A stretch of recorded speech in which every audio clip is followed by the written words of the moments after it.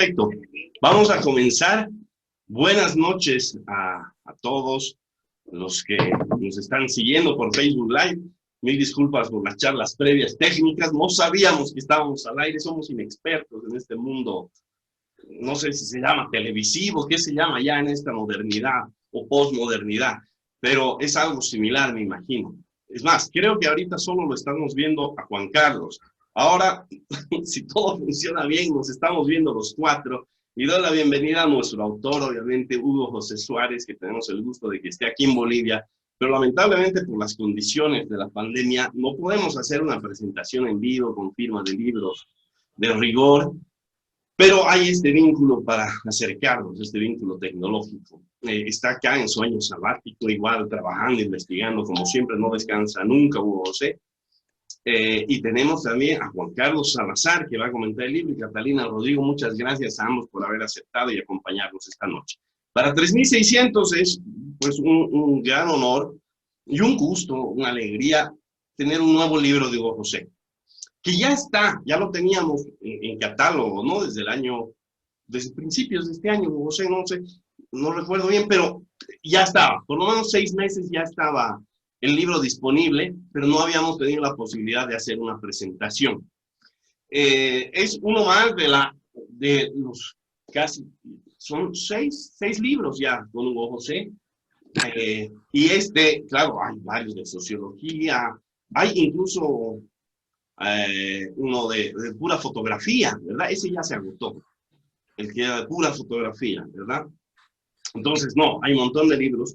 Y este libro, El Desencanto, es una colección de artículos seleccionada por el mismo Hugo José, que marca un recorrido, ¿no? A través de los 14 años de gobierno de Evo Morales.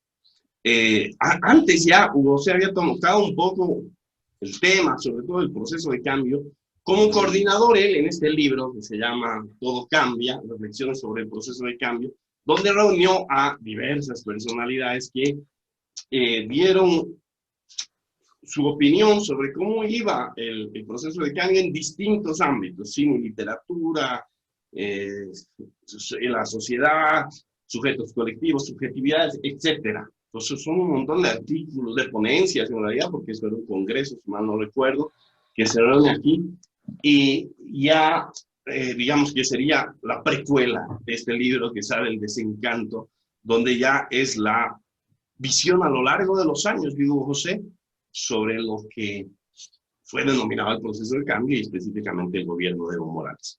Sí, y aquí, claro, hay algo muy distinto. En todos los otros libros vemos al académico y aquí vemos al ser humano que opina, a veces muy apasionadamente en las páginas del periódico, en las páginas de su propio blog personal, que sí, obviamente es un intelectual, nunca va a hablar macanas, pero sí en algunos casos se nota, brota la pasión que por ahí no se ve en un texto académico. Entonces es muy interesante seguir ese recorrido e ir viendo ese desencanto que probablemente muchos hemos sentido. Y vamos a compartir lo mismo. Entonces yo doy la bienvenida a todos nuevamente, a los que nos están siguiendo, al autor, a Catalina, a Juan Carlos, muchas gracias. Y entonces comencemos. Yo voy a pedir por favor que Juan Carlos Salazar abra la noche con su comentario sobre el libro. Muchas gracias, Willy. Gracias por la invitación. Gracias a Hugo José. Buenas noches a Catalina. Me da mucho gusto estar con ustedes. Y me da mucho gusto, pues, presentar un libro más de Hugo José. La desilusión supone la existencia previa de una ilusión. No puede haber desencanto si no hubo encanto. El diccionario de Oxford define el desencanto como la pérdida de la esperanza o la ilusión, especialmente la de conseguir una cosa que se desea o al saber que algo o alguien no es como se creía. Y de eso se trata el libro que hoy presentamos, del desencanto, la decepción que siente y expresa su autor, Hugo José Suárez, al ver y comprobar que ese algo que lo había ilusionado no es o ha dejado de ser lo que él creía. Pero no solo eso. El desencanto es la bitácora valiente y dolorosa de una desilusión, un ajuste de cuentas con una fascinación, pero al mismo tiempo es la cronología de un dramático proceso de descomposición política, el relato descarnado, como dice el autor, del castillo de cartas que se viene abajo. Y ante todo es un testimonio de gran honestidad intelectual, valiente y conmovedor. La portada del libro es en sí misma una hermosa metáfora de su contenido. Nos muestra una pequeña choza de adobe delante la monumental Casa Grande del pueblo, es decir, una gráfica que muy bien podría representar el contraste entre la magnitud del sueño y el tamaño de la dura realidad. Hugo José Suárez nos lleva de la mano por las tripas del proceso de cambio, al que describe como el proyecto más lúcido y a la vez contradictorio de la historia contemporánea de Bolivia. Lo hace desde el ascenso de Evo Morales en 2006 hasta su caída en 2019, pasando por la consolidación de su poder, tiempo en el cual pasa del enamoramiento inicial a la sorpresa del descalabro. Descubrí, nos dice Hugo, otros rostros de la política real, rostros que ese momento no había querido ni podido ver. Observación que termina inexorablemente en la frustración. Nos habla de los frutos fabulosos y horrendos al mismo tiempo, que dejó ese proceso, sus luces y sombras, como resultado de las pasiones que despertó y la mezquindad que carcomió sus bases, para citar sus propias palabras.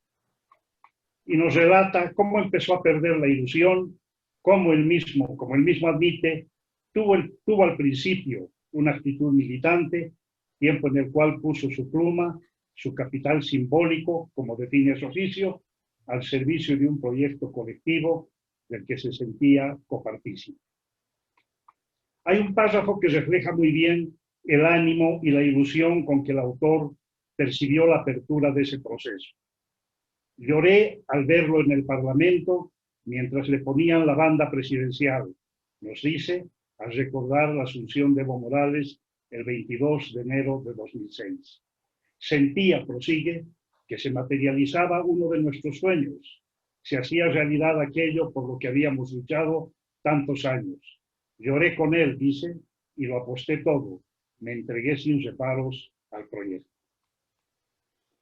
El autor escribe, como nos advierte, desde una posición de izquierda crítica y ecuménica, desde una izquierda dolorosa, adolorida, desde el dolor que puede provocar la frustración del ideal traicionado. Al enumerar los valores y principios que inspiran su crítica y su autocrítica, el autor enumera, tal vez sin proponérselo, los valores y principios incumplidos, aquellos que dan sustento a sus argumentos. Hugo José nos dice que no obedece a jefes, que no promueve monopolios de la verdad, que habla con voz propia, apasionada por la diversidad, por la irreverencia, por la autonomía, que habla en nombre de una izquierda que no se cuadra frente a las estatuas, ni dogmas ni doctos, que no se inclina ante los lineamientos intelectuales o políticos de un comité central o de los líderes históricos. ¿No son precisamente esos los errores y defectos que nos tocó ver durante la descomposición del llamado proceso de cambio? La pluralidad y la diversidad sustituidas por la verdad única y aplastadas por el afán hegemónico de un régimen. Un partido y unas organizaciones sociales cuadradas frente a una estatua que hicieron programa y praxis del culto a la personalidad. Un régimen, en fin, que hizo dogma, no digo ya de las palabras, sino incluso de los deseos del caudillo. Por eso decía al principio que el desencanto no solo es la bitácora valiente y dolorosa de una desilusión, sino también la cronología de un proceso de descomposición política.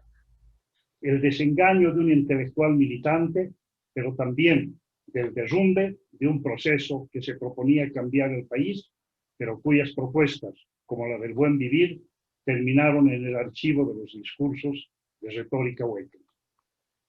El autor nos ofrece una selección no solo de columnas periodísticas sobre los momentos clave y decisivos de la gestión masista, escritas al calor de la política coyuntural, sino también ensayos políticos sociológicos en los que analiza esos mismos momentos en el marco del contexto y en la perspectiva de sus posibles desenlaces.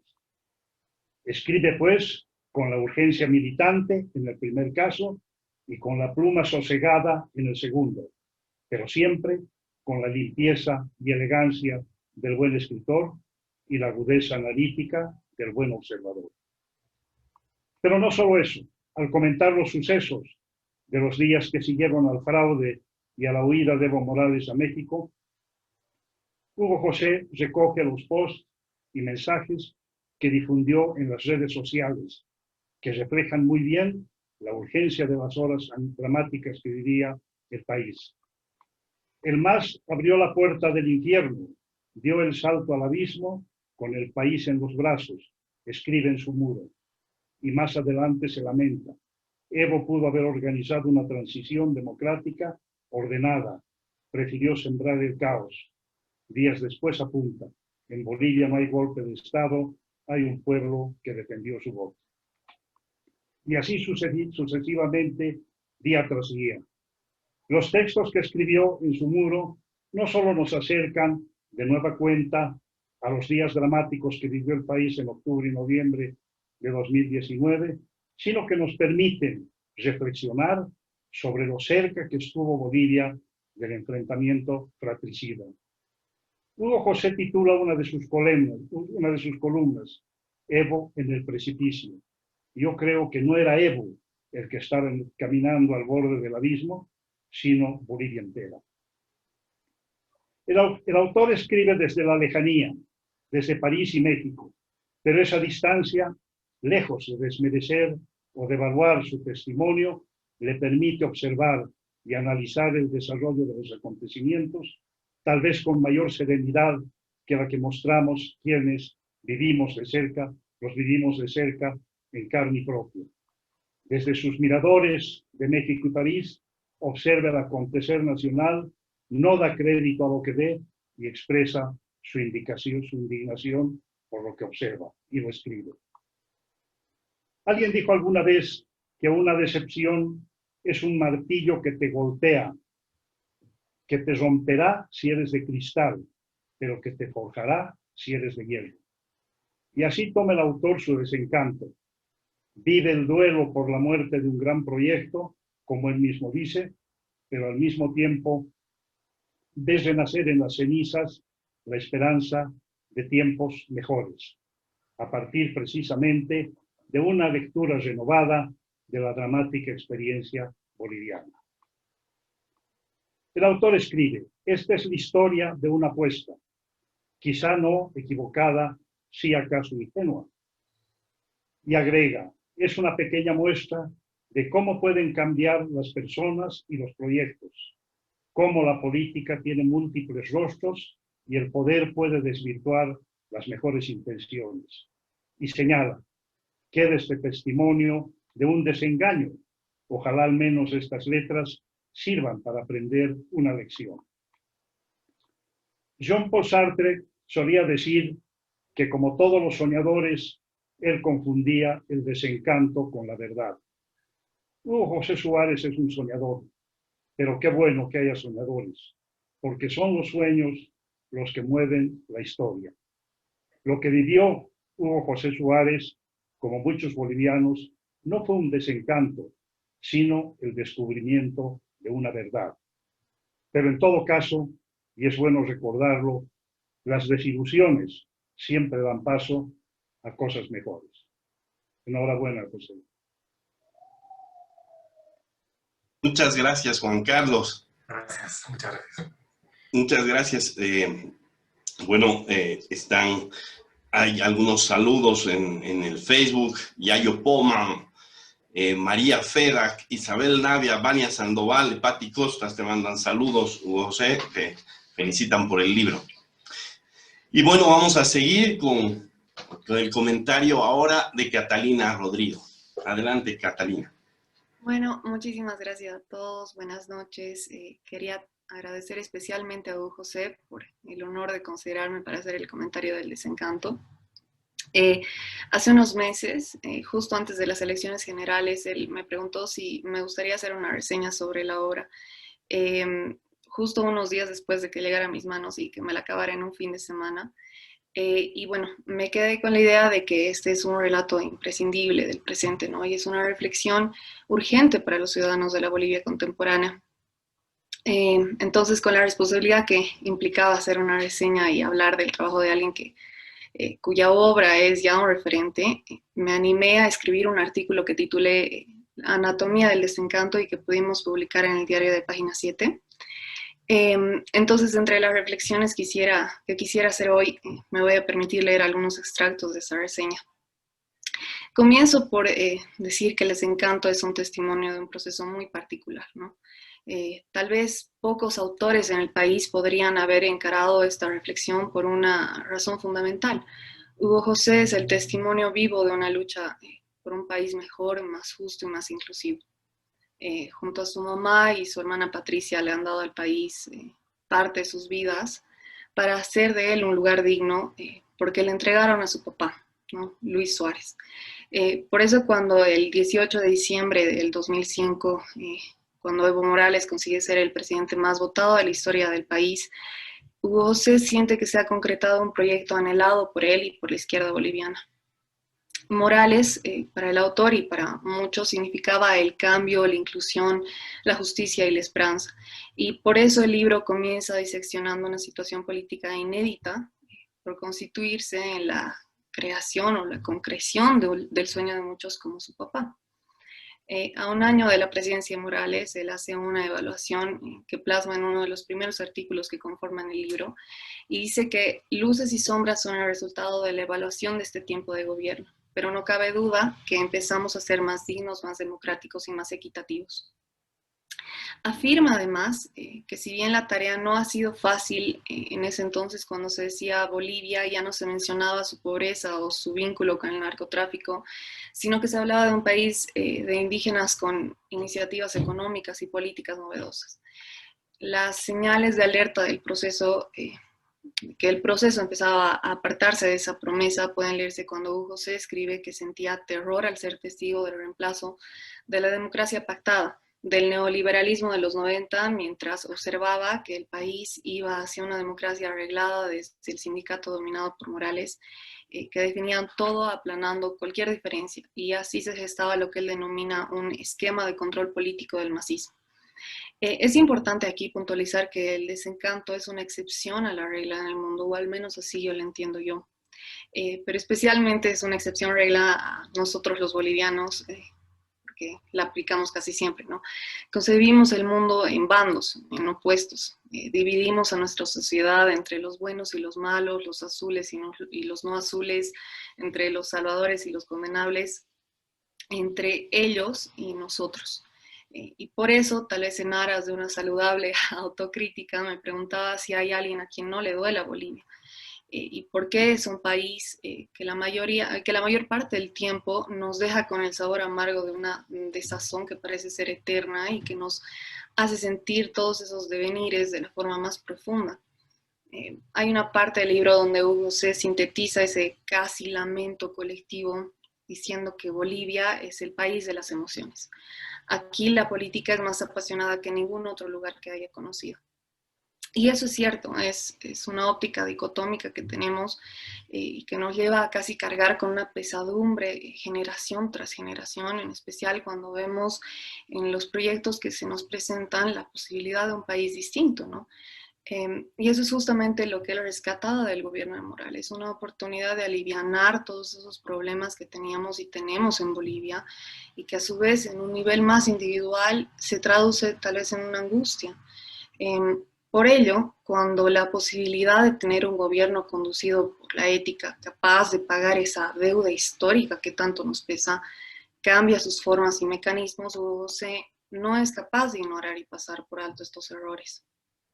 Por todo ello, uno de los aspectos más rescatables del texto es que escribe con una sinceridad el dolor y el desosiego en las teclas, ¿no? Es una frase que subrayé la primera vez que leí el libro, porque es una confesión muy personal y muestra un espíritu innegable de sus letras. Siento que su texto, como decía antes, es la excepción a la regla porque no comienza ni termina con declaraciones irrefutables llenas de datos y acusaciones, sino es un relato lento, pero muy fiel a una desilusión que describe de forma muy, muy humana y por ende por encima de ese discurso dualista al que estamos tan acostumbrados, ¿no? Hugo José, como bien lo mencionaba Juan, escribe, ha estado observando el país desde México, Nueva York y París en los últimos años y han sido muchos los que le han criticado sus reflexiones porque según ellos no sabían bien lo que pasaba aquí, ¿no? Tenían que estar acá en las calles de Bolivia para entenderlo. Y en el libro hay posts en Facebook que se recopilan con la premura de la noticia del último momento, en especial en la última parte. Pero creo que lo que no entendían esos críticos es que la distancia más bien le otorgaba un lugar de observación privilegiado y es una ventaja que le permite una mirada aguda y certera, ¿no?, a nuestra realidad. Se puede además advertir por eso una profunda tristeza en sus líneas. En los primeros tiempos es el cuestionamiento a aquella parte del país que en una actitud completamente discriminatoria se rehusaban a aceptar a Morales como presidente. Cuestiona a aquellos que ocultaban su racismo en alegaciones de libre expresión, retrayéndolos a un periodo que no puede ser olvidado. Y manda un mensaje no tan sutil de que la historia está llena de grises, que hoy un discurso de buenos y malos no tiene sustento. Y por eso leer este libro hoy es importante, ¿no?, para entender tal vez los porqués de situaciones que hoy vivimos y que tal vez muchas personas, en especial de mi edad, no recuerdan con tanta claridad. Al fin y al cabo yo soy la más joven de este grupo, pero también soy parte de la generación que hasta el 2019 solo conocía a un presidente, ¿no?, casi. Y en el artículo yo afirmo que cuando se tiene como norte la verdad y los principios, el desencanto es una consecuencia lógica. En la segunda parte de su texto, hasta el 2017, casi una década después de la primera parte, Hugo José escribe que Morales no entendía el trasfondo de una lucha de izquierda que más allá de la teoría y de una consigna repetida buscaba un país más justo. Y tal vez por ello, la parte que más me dejó conmovida es cuando narra que Morales no reconocía en sí mismo la condición de heredero de ese pasado, de esas lágrimas y sudores que prepararon el terreno para abrirle el paso, y que sin esas resistencias jamás hubiera llegado donde estuvo, ¿no? Otra vez, José apela a algo que yo considero verdaderamente humano, una frustración justificada frente a ciertas medidas de la administración del movimiento al socialismo, ¿no? Para él, esas medidas además revelaban la ingratitud de Morales y los suyos con una promesa y casi la obligación de crear un país mejor. Entonces, mientras yo leía el libro, me di cuenta que había una vena subyacente en ese pensamiento. Cuando Evo Morales declara, o se declara que Evo Morales se comportaba como un enano montado en gigantes que lo antecedieron, creo que se refiere a hombres grandes, íntegros y valientes, como su papá, Luis Suárez, cuya historia yo además he escuchado muchísimas veces mientras crecía, y quien murió peleando por esos sueños que Morales acabó abandonando. No hay lugar a dudas de que esas páginas están escritas por alguien que ha pagado un alto precio por hacer de este país un hogar, y por eso cuando acabé El Desencanto me di cuenta de que este sabe a traición, ¿no?, y al mismo tiempo a una historia en lucha en pro de la democracia. Considero que las últimas páginas de su texto son además las más reveladoras, son aquellas donde se centra en los acontecimientos del 2019 y en las que afirma que estábamos en las puertas del Tinku, que creo que es una descripción perfecta para la situación que hemos vivido. Y a pesar de ser muy pequeña, yo recuerdo, ¿no?, la conmoción cuando Evo Morales jura como presidente. Hugo José narra cómo las lágrimas se le caían de los ojos al ver esa escena. Y bueno, compara ese momento al que Morales, entre sollozos, se despedía desde el aeropuerto de Chimoré.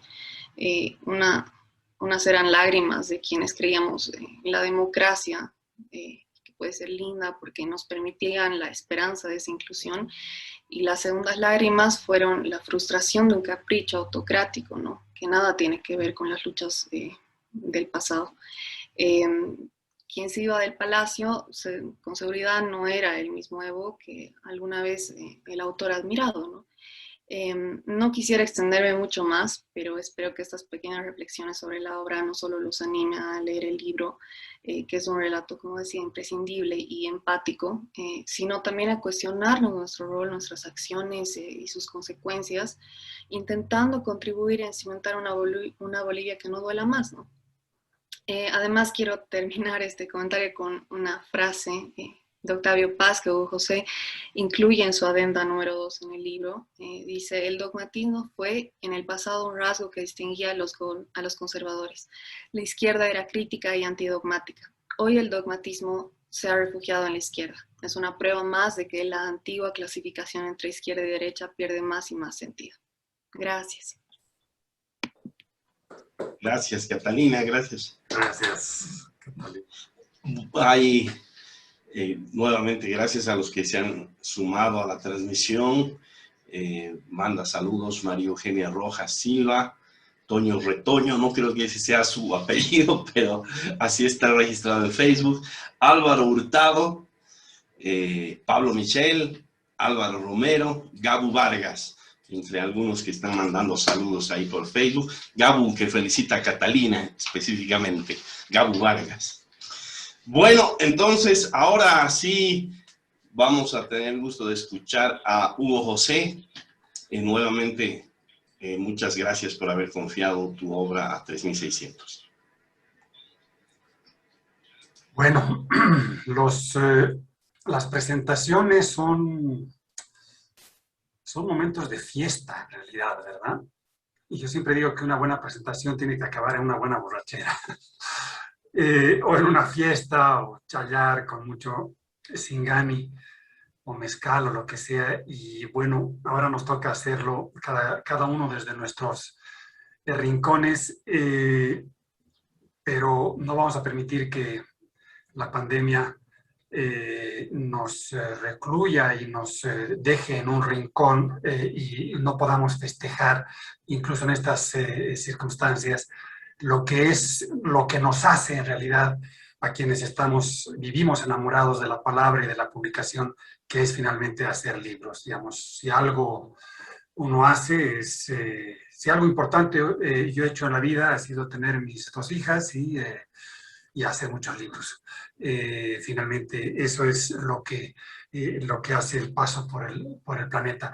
Entonces, yo agradezco mucho que hagamos este encuentro, que es, aunque sea virtual, y que ya habrá ocasión en otro momento para que festejemos todos juntos y nos abracemos sin miedo y chayemos el libro como debe ser. Primero quiero empezar agradeciendo pues a Willy y Marcela, la editorial, que es la editorial que es mi casa, es finalmente la editorial que siempre quise tener. Uno de los sueños que tengo es tener un café y tener una editorial.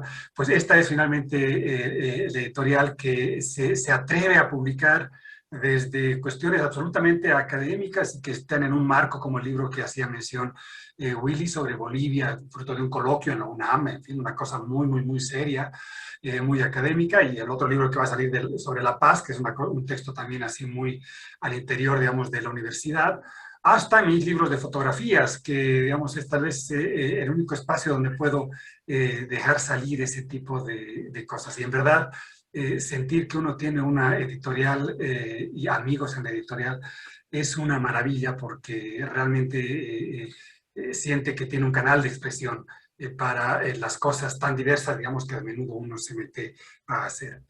Y por eso mismo, como bien decía Willy, tenemos creo como 6 libros o 8, ya no sé, pero bueno, cuando estábamos en la feria el otro día veía varios libros y otros más, y unos que no estaban, que se habían agotado, en fin, que es en verdad un gusto. Entonces, muchísimas gracias por acoger esta reflexión. Muchísimas gracias, Catalina, por tus palabras.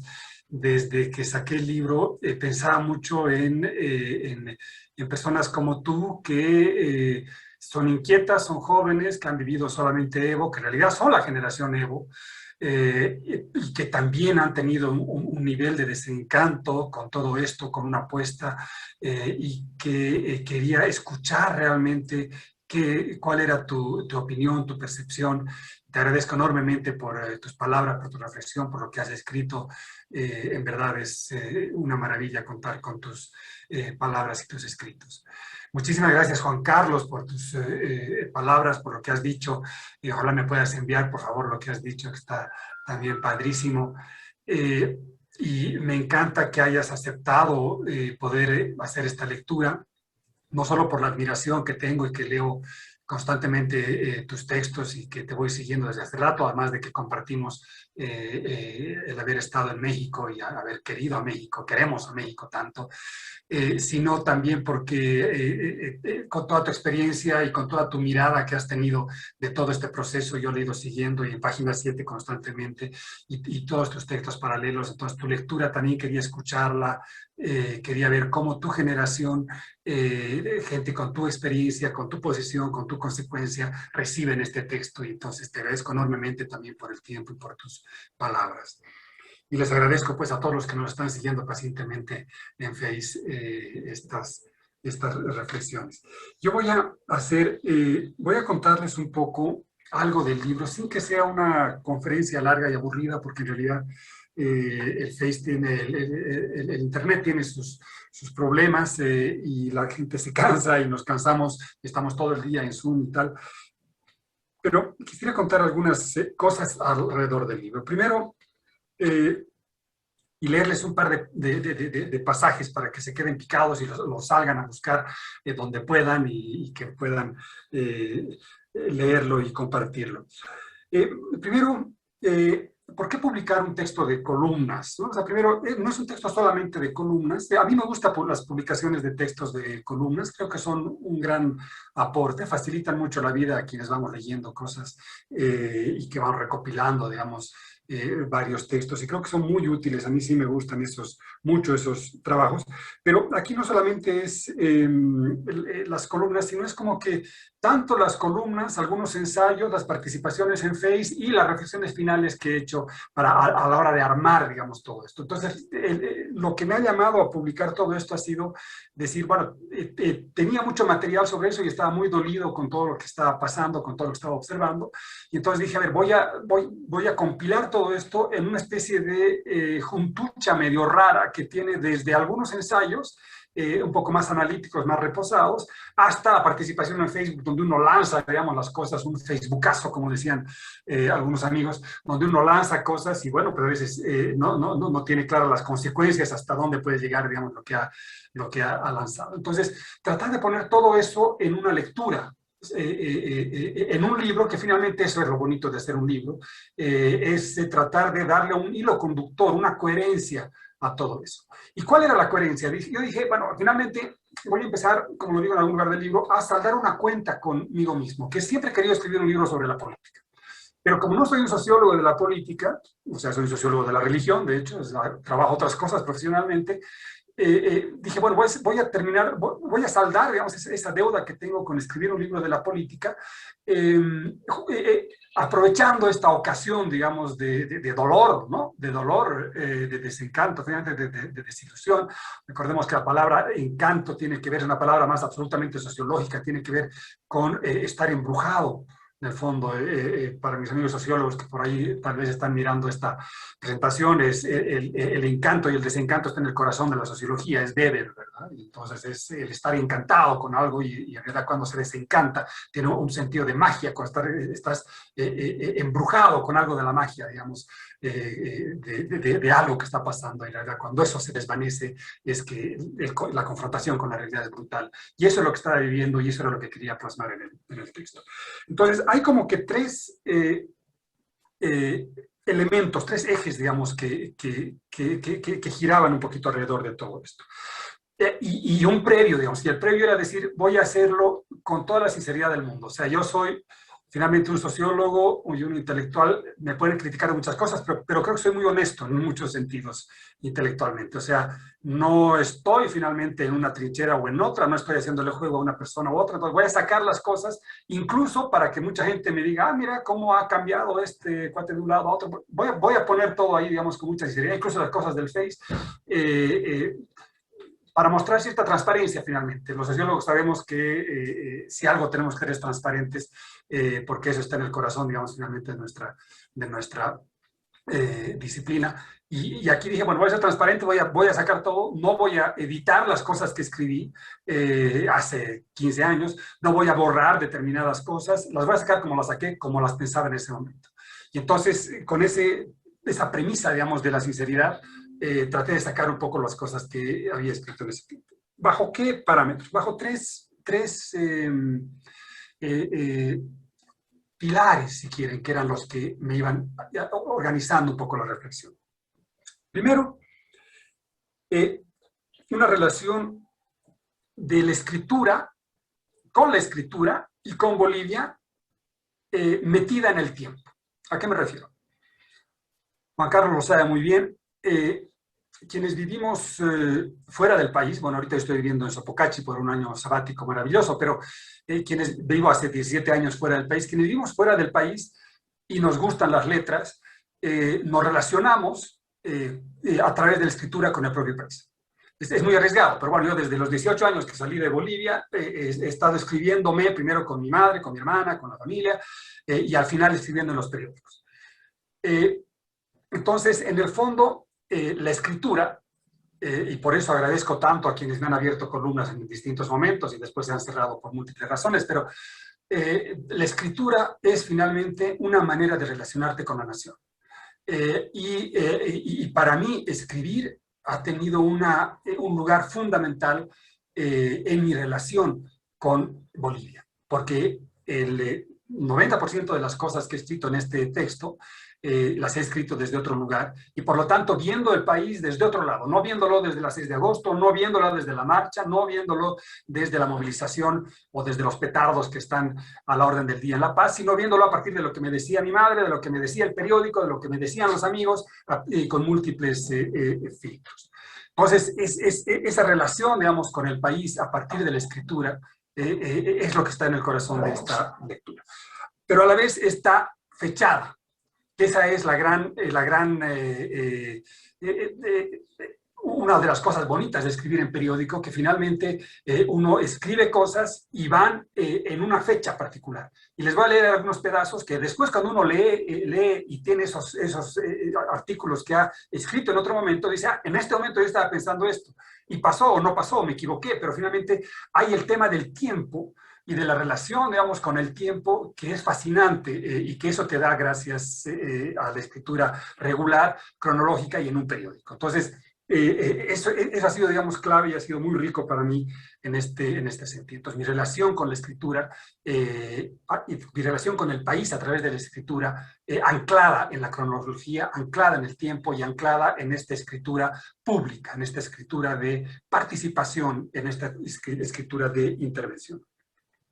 El segundo elemento que ha estado en el corazón de todo esto es mi relación con la política. Yo vengo de una, bien lo decía Catalina, vengo de una familia, de una tradición, donde crecí, tenía 10 años cuando lo matan a mi padre, yo crecí sabiendo lo que era la dictadura, no lo que dicen ahora que fue dictadura, que no es que yo crecí sabiendo lo que es un golpe. ¿Sí? Sabiendo lo que es la dictadura, sabiendo lo que es de verdad la tortura. Y crecí a la vez viendo cómo la política implicaba dar la vida, implicaba arriesgarlo todo, implicaba pensar el país y darlo realmente una entrega, digamos, sin miramientos. Ese pasión con la política. Yo crecí finalmente y creo que fui de alguna manera heredero, digamos, de pensar la política desde la pasión. Pensar la política como el lugar de la posibilidad de realización de la justicia, de la realización de los sueños, de las utopías. Eso para mí era la política. Y resulta que estando tan en ese núcleo de percepción de la política, de ese tipo de práctica de la política, no había visto, no conocí el lado oscuro de la política. No lo conocí. No conocí que la política tiene otros rostros. No conocí que la política finalmente es una administración del poder, y que la administración del poder implica que tienes que decidir quién va a estar al frente, quién no, y a quién tienes que mandar a eliminar de distintas maneras, y qué proyectos tienes que favorecer y de quiénes te tienes que deshacer en el camino. No sabía, es una ingenuidad enorme, por supuesto, pero no sabía que la política también era eso. Y entonces este nacimiento, esta pérdida de la virginidad de la política, del lado oscuro de la política, es parte de lo que viví en los últimos procesos, precisamente, que vienen reflejados en el texto. Entonces, eso fue lo que yo quise mostrar. Es decir, la política tiene la parte noble, la parte heroica, y a la vez, así lo descubrí, mucha gente lo descubrió mucho antes, tiene una parte tremendamente oscura, tremendamente desgastante, que puede ser brutal para todos quienes tenemos algún tipo de esperanza en la transformación o en algún tipo de preocupación en lo público. Y el tercer eje, digamos, de mi relación con todo esto fue la tercera dimensión, fue el pensar la izquierda. Yo me considero alguien de izquierda, no de la izquierda de Estado, ni de la izquierda oficial, pero considero que soy alguien de esa tradición, que no pienso renunciar, no pienso sacudirle, pero resulta que tenía una idea, digamos, de la izquierda, que empecé a descubrir otro tipo de izquierda que antes no la había visto. En ese momento empecé a leer por cuestiones del destino, cuando estaba en París, mientras veía todo lo que pasaba, se me atravesaron dos libros que fueron fabulosos, dos autores, ¿no?, que fueron fabulosos, que eran, por un lado, Orwell, que empecé a leer no al Orwell que todos conocemos, sino algunos textos de Orwell que no los había revisado, donde Orwell mostraba cómo en la guerra española, la guerra civil española, él estaba ahí mostrando lo que estaba pasando, haciendo una labor periodística, y mostraba en realidad cómo, y ahí empieza un poco su propia decepción, cómo finalmente la mentira se posesionaba de las noticias.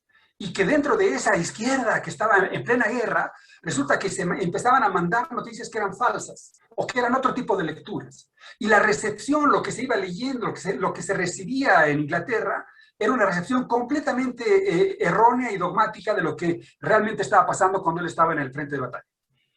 Y me pareció impresionante, porque yo estaba desde París mirando lo que pasaba en Bolivia y veía cómo en México se repetían algunas cosas, digamos, completamente delirantes, y cómo en París también se repetían algún tipo de interpretaciones por no conocer algunas cuestiones más finas de lo que estaba realmente pasando. Entonces, esa lectura de Orwell para mí fue muy, muy útil. Y una otra lectura que fue ahí paralela fue la de Eric Hobsbawm, que fue muy, muy, muy interesante, porque resulta que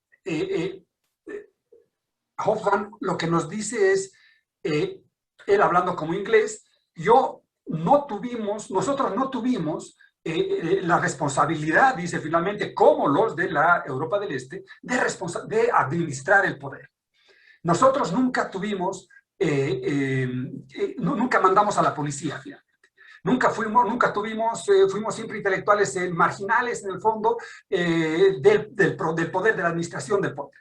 Y ahí me identifiqué mucho, porque de pronto veía cómo todos los amigos con los cuales había construido tantas cosas, resulta que eran los que estaban en el poder en ese momento y que realmente administraban el poder, dirigían a la policía, dirigían a la inteligencia, utilizaban al Estado como les daba la gana.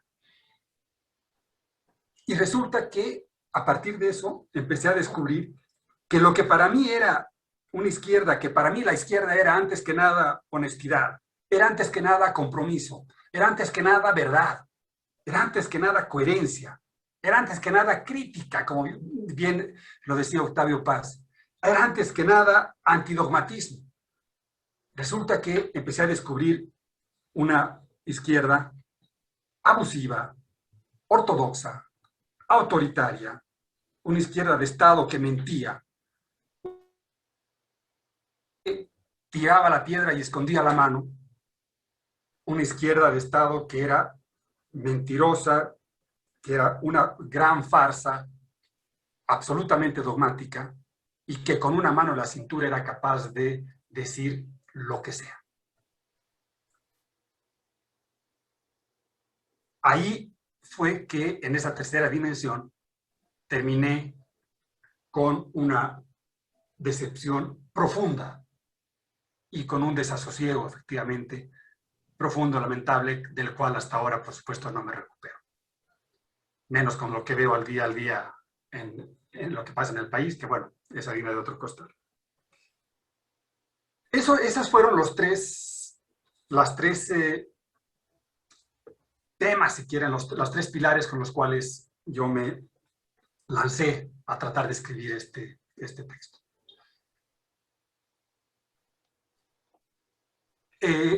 Les voy a leer ahora dos pequeños pedazos del libro, pensando un poquito en que quienes nos estén pudiendo ver por ahí se animen a leerlo.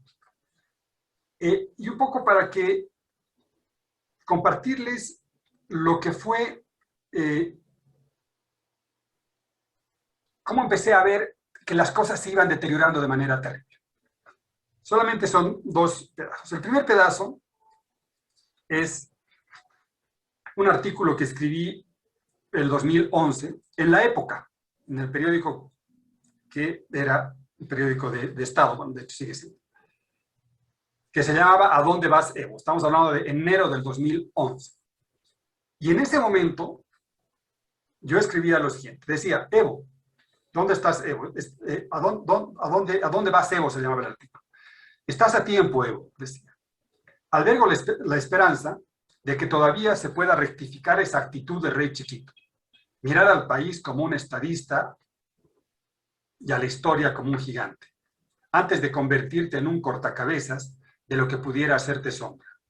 Escucha las voces de tu pasado, piensa en el futuro del país y del proyecto. Mira adelante, más allá de ti mismo. ¿Qué hay después de la era de Evo y de los intereses puntuales de quienes te rodean? Identifica con mayor claridad a los enemigos, a los adversarios y a los aliados. Suma, no restes. Construye, convoca, invita. No fiscalices y condenes erróneamente. Solo así será posible creer que esto va a largo plazo, que no estamos asistiendo al inicio del fin y que el sueño no empieza a convertirse en una pesadilla. Eso fue escrito en enero del 2011. Pasaron muchas cosas, como todos ustedes saben. Dejé de escribir, de hecho, sobre la cuestión política en Bolivia. Y en diciembre del 2018, 11 meses antes de su renuncia, escribía un artículo, diciembre del 2018, que se llamaba Ojalá. Muy ingenuo, por cierto. Ojalá. A Evo no le temblará la mano si tiene que polarizar la nación hasta extremos absurdos. Preferirá lanzarse al precipicio, abrazado de sus caprichos y terquedades, antes que acariciar la sensatez. No le importará matar al verdadero proceso de cambio, del cual es padre, si él no se queda en la dirección. Mostrará que su mezquindad es más grande que su visión de país. Demostrará que es más un padrastro egoísta que un verdadero padre de la nación.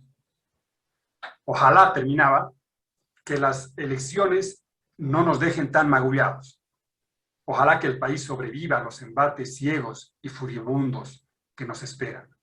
Ojalá que las furias no nos lleven a todos al abismo.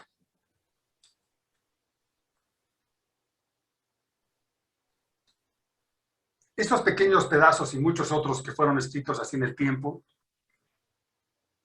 me iban mostrando finalmente cómo la cosa se fue deteriorando poco a poco y cómo en el fondo todo me ponía en una situación tremendamente incómoda de saber que la apuesta fue muy grande y la decepción también estaba demasiado presente y demasiado sobre el tapete.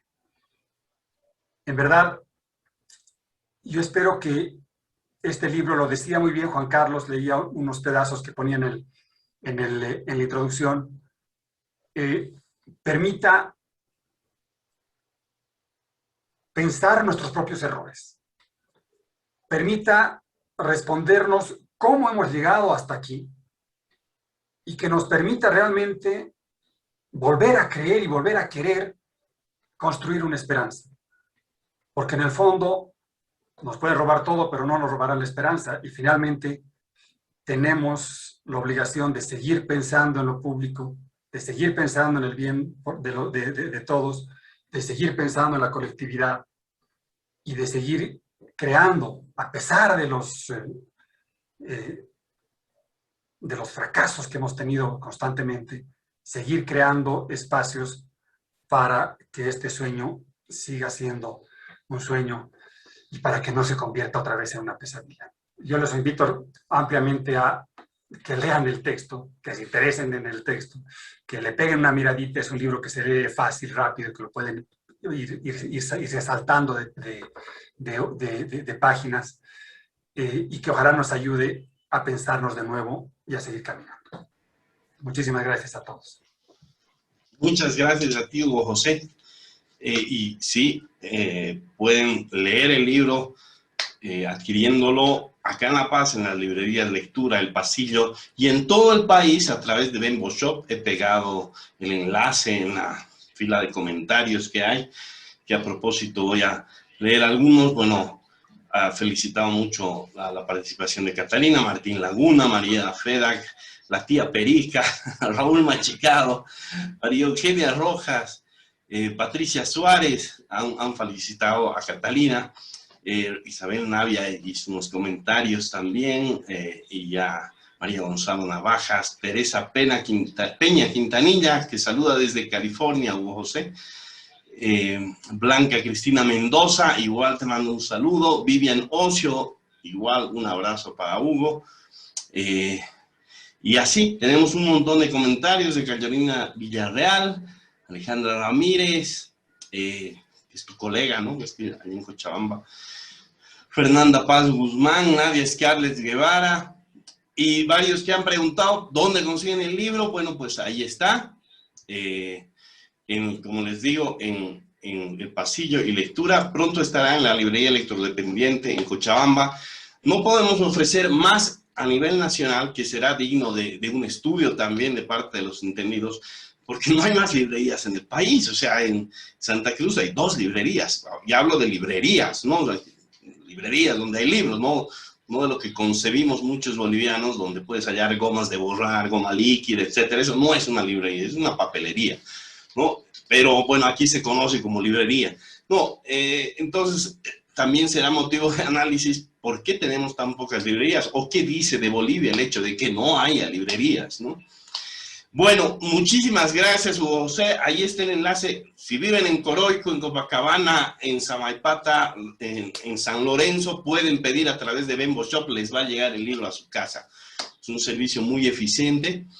Nuevamente agradecer a Juan Carlos, a Catalina por sus intervenciones, que igual han sido muy elogiadas. Hugo José, no habrá palabras para agradecer siempre la confianza que has tenido en nuestra editorial para que publiquemos tu obra. Eres uno de los autores de quienes nosotros podemos sentirnos orgullosos de tener la obra reunida, ¿no?